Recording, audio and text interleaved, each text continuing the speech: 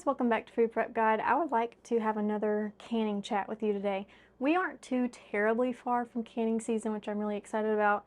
It's probably about, well, if you count potatoes, we're only about a month away from canning those up.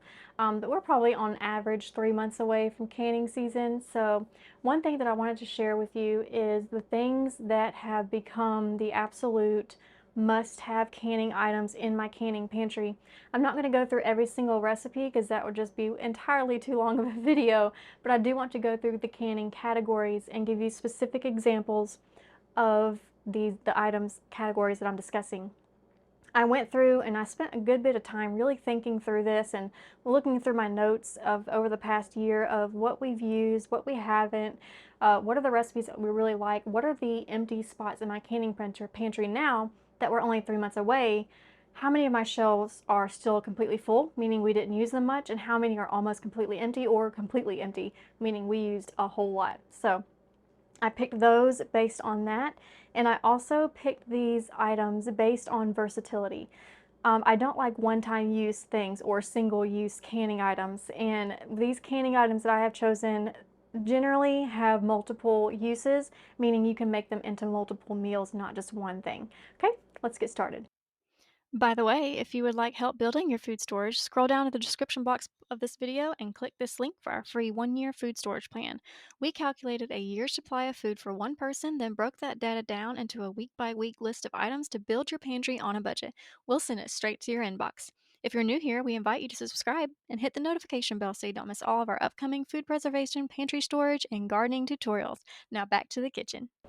Okay, must-have canning item number one is side dishes, ready to go side dishes, so that when you are meal planning throughout the year, you don't have to meal plan your side dishes. You can just go to your canning pantry, pull something off the shelf that complements the main meal that you're making. So I pulled my coleslaw starter for this because this is a perfect example of almost a ready to go side dish. We do need to mix in the mayonnaise to make it coleslaw because we can't can mayonnaise safely at home. So this is just like a coleslaw starter in a brine, similar to a pickle brine, just seasoned differently. And when I go to make it, I will pour off the vinegar brine, mix it with mayonnaise, stick it in the fridge, and it's good to go for supper that night. So side dish, either side dishes ready to go or side dish starters are fantastic canning item. I am almost completely out of all of the side dishes that I did this past year. So we really utilize them, which I just love seeing. I don't like wasting food, and I certainly don't like wasting my homegrown food because it was a lot of work to get that garden producing, and it's just a blessing to see the shelves emptying in time for this next canning season. So side dishes ready to go for you. Number two canning category is jams and jellies.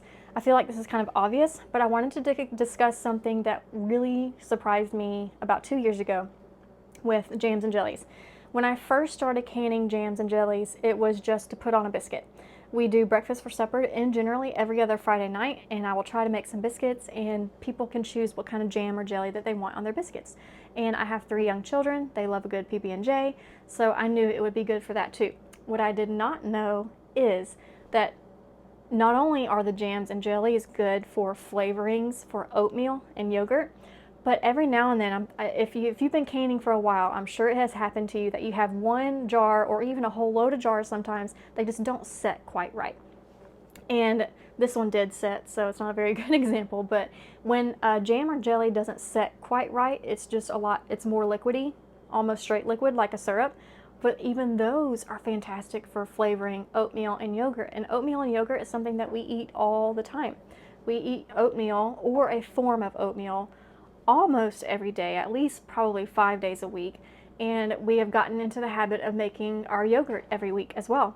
So we're eating a lot of yogurt, and I don't ever flavor my yogurt when I'm making a batch, so I just keep it plain, and people can choose if they want to flavor it. And we have pear jelly and strawberry jam and blueberry vanilla jam and just plain blueberries and just all different types of flavors, so that even though we might be eating those 2 items, oatmeal and yogurt, pretty frequently, we can change up the taste so that we're avoiding food fatigue and really utilizing our canning pantry. So yes, traditional PB&Js, slap it on a biscuit, but flavoring yogurt and oatmeal is a fantastic use for all of your jams and jellies. Okay, number 3 is a category of cooked meats. I cannot tell you how much time it saves me to have canned meats on the shelf when I go to fix supper on any given night, especially those really busy nights, or when somebody is sick, or just when something happens, the day doesn't go as planned. Like today, whew, my shower busted a leak and they're just everywhere. My hair is soaking wet. There's a huge storm going on and I had to run out back and forth and shut my well on. Our breaker box is out. Anyway, sorry, I'm totally rambling, but it's been one of those days.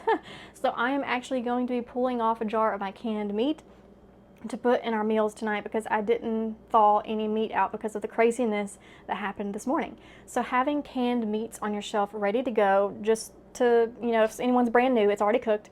The canning process is the cooking process. So when you take this meat out of the canner, it's already cooked for you. So there's no cooking involved. I mean, obviously you can heat it up and put it in your casseroles, or make a soup out of it, or you can do anything you want with it and cook it, but you're not having to cook it from a raw state, so it comes together so much faster, and you didn't have to remember to thaw out any meat. So the meats that we like to keep on our shelf, we're a hunting family, so we can our venison, we can our chickens, and I really like to have some ground beef on the shelf as well. So canned meats are an absolute must-have for meal planning, for getting meals still homemade, and fast food meals on the shelf quick with home canned meats. Number 4 is kind of similar to that. It's like a meal in a jar. There are all sorts of meals in a jars out there. The one that comes to mind most often for me is soup, because soup and stew, it's a complete meal. Serve it with a side of cornbread, serve it with a side of sliced sourdough, pour it over mashed potatoes, and you have a meal. And so any of your soup recipes, it's surprisingly easy to can soup. And when in the world of canning, it is recommended to go by a tested recipe that has been tested for canning. But when it comes to soup, we actually have a whole lot more freedom than bottling ourselves into a recipe that's already been published. There are an entire set of rules for canning soup safely, even if you don't have a particular canning recipe to go by. We do have a video on canning soup safely, and it was actually for canning this Brunswick stew. So I will link the canning soup safely video, which is canning Brunswick stew, as I used that as just an example. And I will put that in the description box below if you're interested about learning more about those rules and guidelines for canning our homemade soup recipes. Okay, number 5 is a specific one, not a category. It's specific because it's just amazing, and that's the herbed potatoes. I have talked about the herbed potatoes here and there in a bunch of videos. We do have the video where we can these together. So if you want to learn how to can this exact recipe of herbed potatoes, I will link that in the description box below. It has rosemary, thyme, salt, and pepper. This is an excellent way to put up potatoes. Canned potatoes can be pretty boring, but these herb potatoes are so good. I didn't use water, I used chicken broth. So in addition to all the flavors of those herbs, it was canned in chicken broth instead of water. It's just really good. And it's one of those ready-made side dishes. So like this one, the coleslaw starter, I have to mix some mayonnaise with it, but this one's just dump it in a pot and it's ready to go. So we've been going through these and it is fantastic. Okay, number 6 is, of course, tomato sauce. Tomato sauce is such a workhorse in the kitchen. It is a must-have in the canning pantry. You can make so much with tomato sauce, so I don't think I could do canning if it weren't for having a plethora of tomato sauce based recipes in my meal plan, because it just saves me a lot of money. I can produce tomatoes in my garden and have our pasta sauce and our pizza sauce and our dehydrated tomato powder, which we can then turn into all of our paste, juice, a quick sauce, but it's just tomato sauce, no brainer, absolutely must have in any canning pantry. Number 7 is canned fruit. It doesn't really matter what the canned fruit is, but it is just really nice to have canned fruit on the shelf as a snack, or even as a topping on ice cream for dessert. Or we have like a fruit cobbler mixture that we do, or like a fruit granola crisp that we do. And having canned fruit on the shelf saves a lot of money because those prices are going up like crazy. I don't know if you've seen canned fruit prices lately, but I mean, I just don't know how people do it. But this canned fruit, the whole category, we have canned pears. Oh yeah, I wanted to show you this. This is canned fruit as well. It looks like canned pineapple, doesn't it? But it's zucchini. Pineapple zucchini. I just call it pineapple because that's exactly what it tastes like. This is something that I was so excited to find because we can grow zucchini out the wazoo here, and it can be kind of hard to use it all up. And this is a fantastic way to get it on my shelf for my kids. They loved canned fruit, but like I said, canned fruit, crazy prices. And now I can turn that zucchini into pineapple chunks. You cannot hardly tell the difference at all. I mean, the texture is slightly different because pineapple has those like air pockets in it, kind of, and zucchini is just like a solid chunk. But I mean, it looks and tastes very, very, very similar to canned pineapple. We don't have a video. I don't think we have a video. We do have a video where we dehydrated pineapple chunks. Pineapple chunks. They're zucchini, but where they taste like pineapple, because my kids also like to eat them in their trail mix. So we do have that video, and I will link that in the description box below about how to dehydrate pineapple zucchini chunks. But we didn't do a canning video last year because last year was my first year to test out this recipe.